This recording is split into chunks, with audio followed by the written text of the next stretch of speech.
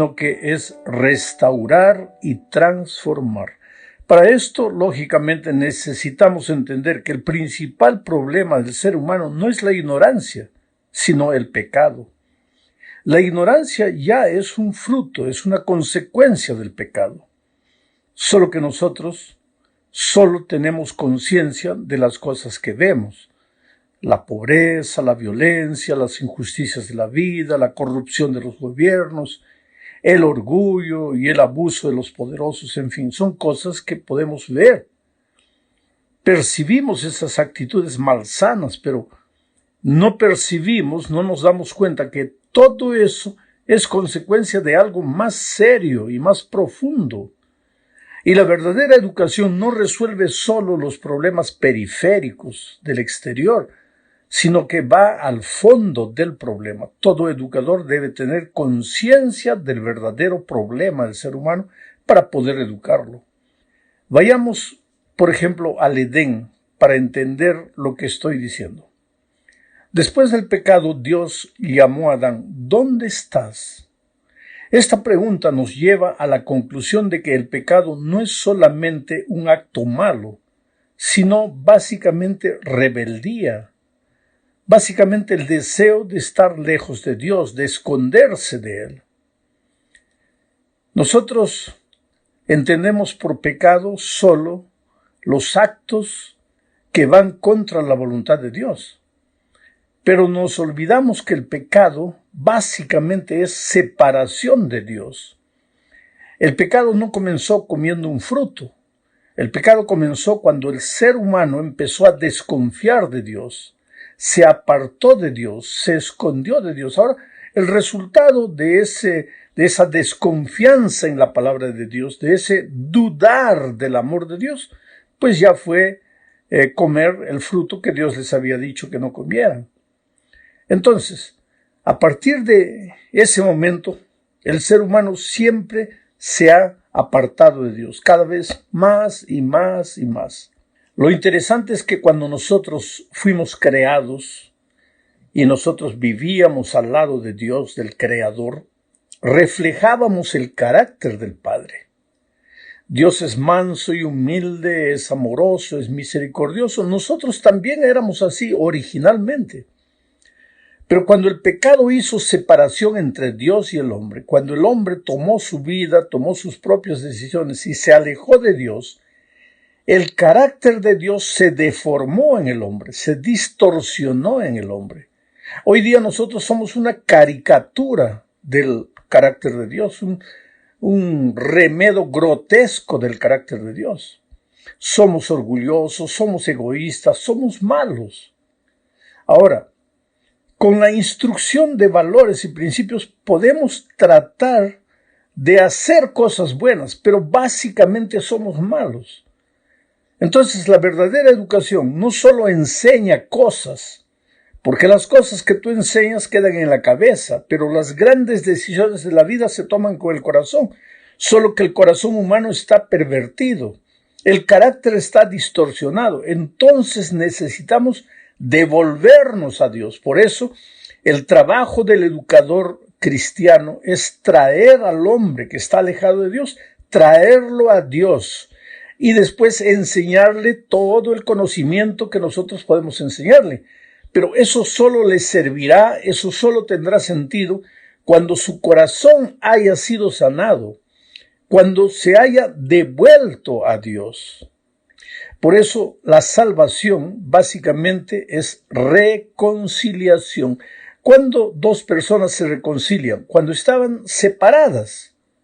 Ahora, la reconciliación los coloca de nuevo juntos. Mira lo que dice Romanos 5, 10 y 11. Porque si siendo enemigos fuimos reconciliados con Dios por la muerte de su Hijo, mucho más estando reconciliados seremos salvos por su vida. Y no solo esto, sino que también nos gloriamos en Dios por el Señor Jesucristo, por quien hemos recibido ahora la reconciliación. Mira, en 2 versículos Pablo repite 3 veces la palabra reconciliación. Ahora te voy a dar un nuevo sinónimo de la palabra educación.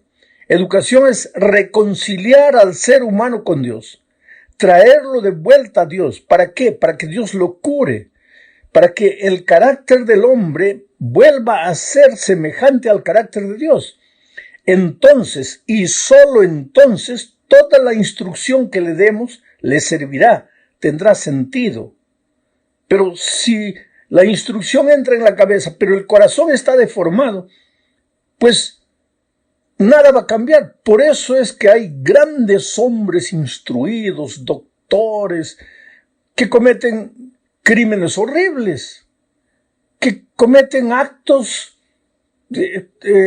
contra la moral, pero abiertamente así, corrupción, asesinato, intriga, pero son instruidos, visten traje, corbata, pero el corazón está deformado. Han recibido instrucción en la escuela, en la universidad, pero no han recibido educación, no han sido reconciliados con Dios. Aquí está el desafío de los educadores cristianos. No solamente instruir en la teoría de las cosas, sino reconciliar al ser humano con Dios. En la segunda parte de este comentario veremos la experiencia de Jacob y a través de ella veremos que Dios siempre busca al ser humano para reconciliarlo consigo. Mientras el hombre hoy huye, se escapa, se esconde, Dios sale, lo busca y lo trae. ¿Por qué? Porque Dios sabe que el hombre separado de él solo se perjudicará, se hará sufrir a las personas que ama. Leamos Génesis capítulo 28, versículos 10 al 3 y después los versículos 15 y 16. Dice así: Salió pues Jacob de Beerseba y fue a Harán. Beerseba era la casa de sus padres. Harán era una tierra distante donde vivía un hermano de su mamá. Pero simbólicamente podríamos decir aquí que salió Jacob de la presencia de sus padres y se fue a una tierra distante. Es lo que Adán y Eva hicieron en el jardín del Edén. Salieron del compañerismo con Dios y se fueron a una tierra distante llamada pecado. Bueno, salió pues Jacob de Beerseba y fue a Harán, y llegó a un cierto lugar y durmió allí, porque ya el sol se había puesto. Y tomó de las piedras de aquel paraje y puso a su cabecera, y se acostó en aquel lugar. Y soñó, y he aquí una escalera que estaba apoyada en tierra, y su extremo tocaba en el cielo. Y he aquí ángeles de Dios que subían y descendían por ella. Y he aquí Jehová estaba en lo alto de ella, de la escalera, el cual dijo: Yo soy Jehová, el Dios de Abraham, tu padre, y el Dios de Isaac. He aquí yo estoy contigo y te guardaré por donde quiera que fueras y volveré a traerte a esta tierra. Mira, volveré a traerte a esta tierra, porque no te dejaré hasta que haya hecho lo que te he dicho. Y despertó Jacob de su sueño y dijo: Ciertamente Jehová está en este lugar y yo no lo sabía. Es interesante que aquí en este texto, en esta historia, en este incidente de la vida de Jacob, podemos encontrar principios de educación cristiana. ¿Pero de qué manera, pastor? Es que el hombre se aleja de Dios. Y cuando se aleja de Dios, entra en el terreno de la oscuridad, de la ignorancia, del analfabetismo espiritual. No entiende nada, no tiene conciencia de su situación. ¿Y qué hace Dios? Dios lo busca. Jacob en este caso estaba huyendo y paró solo porque estaba cansado. Colocó una piedra de travesero y durmió, pero tuvo un sueño. Y Dios le muestra una escalera que va desde la tierra hasta el cielo. Y Dios está allá arriba y le habla y le dice: Mira, yo soy el Dios de tus padres. Yo he venido aquí a buscarte. Yo quiero traerte a tu tierra. Tú te estás yendo a una tierra extraña. Yo quiero traerte de vuelta a esta tierra. Entonces, él se despierta. Jacob se despierta y dice, ciertamente Jehová está en este lugar. Es que la verdadera educación busca al ser humano alejado de Dios y lo trae a Dios. Ya te dije que todas las materias que enseñamos son apenas argumentos que usamos para traer al ser humano a Dios, porque solo en Dios recibirá la verdadera educación. Lo que me impresiona es que Jacob dice, ciertamente Jehová está en este lugar y yo no lo sabía. Oh, mi amigo educador que me escuchas, la verdadera educación concientiza al ser humano de su verdadera situación con relación a Dios, porque Jacob no sabía que Dios estaba ahí, y hay mucha gente hoy que no sabe que está alejada de Dios. Y alejada de Dios, ya repito por tercera vez este pensamiento, puedes darle la instrucción que tú quieras, le va a servir de poco. A lo más le va a servir para sobrevivir en esta tierra miserable que un día va a llegar a su fin. Pero la verdadera educación no prepara al ser humano solo para esta vida, lo prepara para la vida eterna. Ahora, cuidado, no tienes que preparar al ser humano solo para la vida eterna, porque también necesita sobrevivir en esta tierra. Entonces tienes que preparar un buen profesional. Tienes que enseñarle la materia que enseñas bien enseñada. Vuelvo a repetir, nuestras escuelas, nuestros colegios, nuestras universidades tienen que ser excelentes por la instrucción que dan, pero tienen que ir más allá. Tienen que concientizar al ser humano de su necesidad de Dios y traer al ser humano a los pies de Dios. Porque solo Dios es capaz de cambiar su carácter, de hacerle un hombre, una mujer nueva. Porque te digo, hay grandes profesionales que tienen 1, 2, 3 doctorados, pero tienen un carácter horrible y no vencen la vida, no triunfan por causa de su carácter. Entonces, ¿de qué les vale toda la instrucción que recibieron si el carácter lo arruina todo? Por eso nuestra misión no es solamente instruir, es redimir, es educar, es reconciliar al hombre con Dios. Hablemos ahora en la tercera parte de Jesús como maestro. Leamos para esto Juan 1, 1 al 5 y después el versículo 14. Dice, en el principio era el verbo, Jesucristo, ¿no es cierto? Estoy comentando el texto. Y el verbo era con Dios, Jesucristo era con Dios. Y el verbo era Dios, Jesucristo era Dios. Este era en el principio con Dios. Todas las cosas por Él, por Jesucristo, fueron hechas, y sin Él nada de lo que ha sido hecho fue hecho. En Él, en Jesucristo, en el verbo, estaba la vida. Y la vida era la luz de los hombres. Mira, aquí viene la palabra luz, contrario a la palabra tinieblas. La ignorancia es tinieblas, la sabiduría es luz. En Él, en Jesucristo, estaba la vida. La vida era la luz de los hombres. La luz en las tinieblas resplandece, y las tinieblas no prevalecieron contra ella.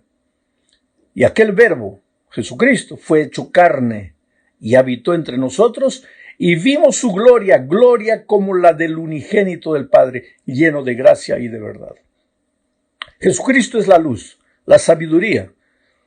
Santiago dice, si alguien tiene falta de sabiduría, pídala a Dios, que Él le dará abundantemente. En Cristo estaba la luz, la sabiduría. Las tinieblas de la ignorancia, el pecado, no prevalecerían sobre la luz. La luz es la luz. Pero esa luz necesitaba llegar al ser humano, porque nosotros vagábamos en este mundo de tinieblas, en este mundo de ignorancia espiritual. Y entonces la luz, el Señor Jesucristo, se hizo carne y vino a esta tierra.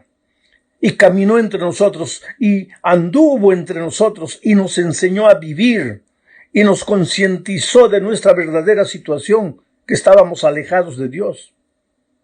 Juan fue uno de los primeros discípulos. Juan entrenó a otras personas, capacitó a otras personas.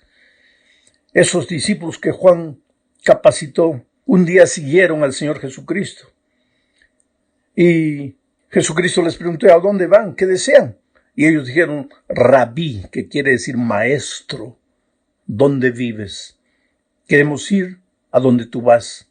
queremos andar en tus caminos, queremos aprender de ti, Rabí, maestro. Jesucristo, el Dios eterno, creador de los cielos y la tierra, se hizo carne y vino a esta tierra para ser el gran Rabí, el gran maestro, el gran iluminador, la fuente de sabiduría. Por eso, si tú eres un educador cristiano, tienes que ir a la fuente, tienes que aceptar al Rabí, al gran maestro, como tu propio maestro. Tienes que aprender a sus pies. Muchas veces tienes que llorar al tener conciencia de tu propio pecado. Y solo entonces Dios te toma, barro imperfecto, y te hace un gran maestro como Él. Un hombre que lleva a la sala de clases no solamente instrucción, sino redención, reconciliación.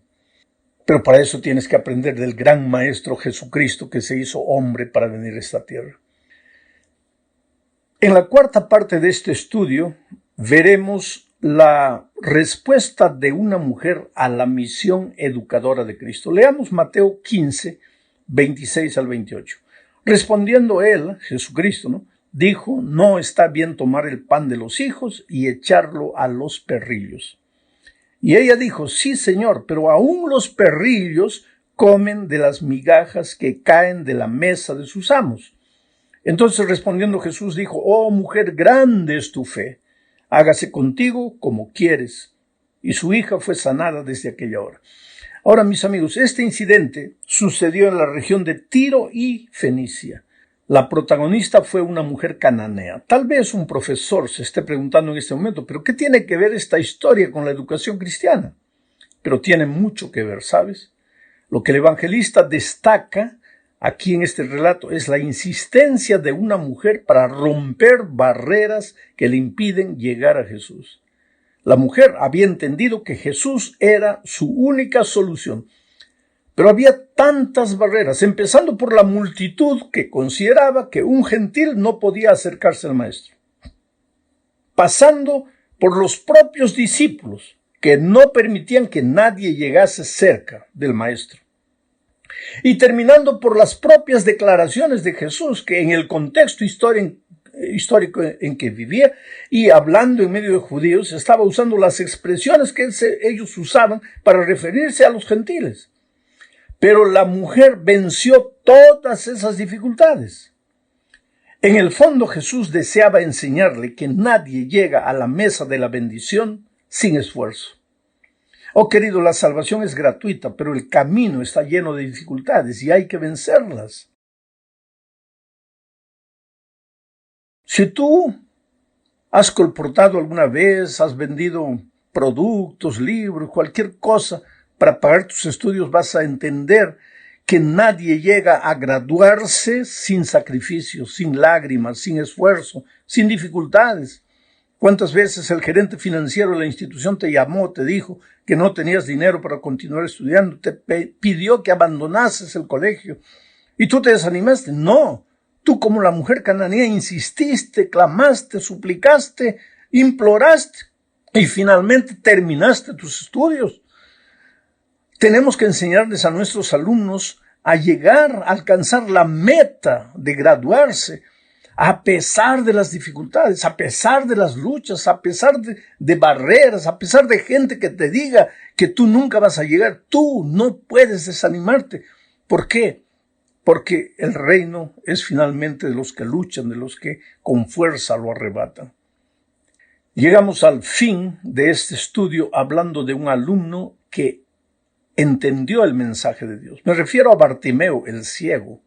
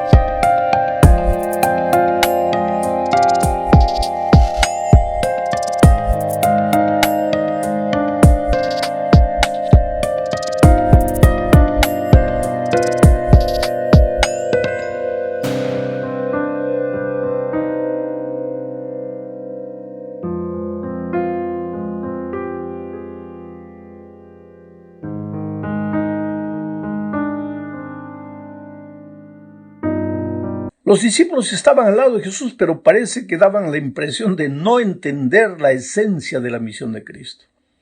Marcos, por ejemplo, relata el incidente después de la alimentación milagrosa de 4,000 personas. Después de este milagro, los discípulos y Jesús llegaron a la otra orilla del mar y Jesús les dijo: guardaos de la levadura de los fariseos y los publicanos. Y se estaba refiriendo a la doctrina, guardaos de la levadura. Pero ellos, los discípulos, se miraron unos a los otros y dijeron: seguramente que nos está diciendo esto porque no hemos traído pan. Mira, así era la historia de los discípulos. Jesús les hablaba de cosas espirituales, ellos entendían de cosas materiales. Ellos solo tenían ojos para las cosas que se ven. Cuando Jesús siempre quiso llevarlos del reino de esta tierra al reino celestial, ellos entendían solo las cosas del reino de esta tierra. Acababan de ver la alimentación milagrosa de 4,000 personas. Entonces ellos pensaron: si este Jesús, que fue capaz de multiplicar panes, es capaz, es nuestro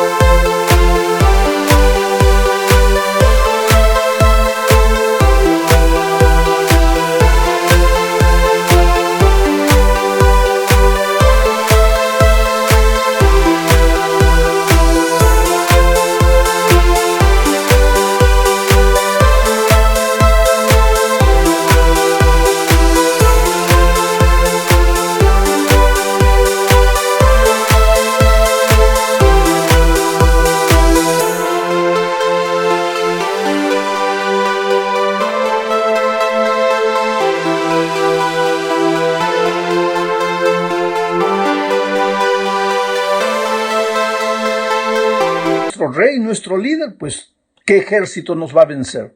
Estamos al lado de un superhombre. Entonces ellos depositaban su confianza en Jesús para las cosas de esta tierra, pero se olvidaron que Jesús no había venido solo a resolver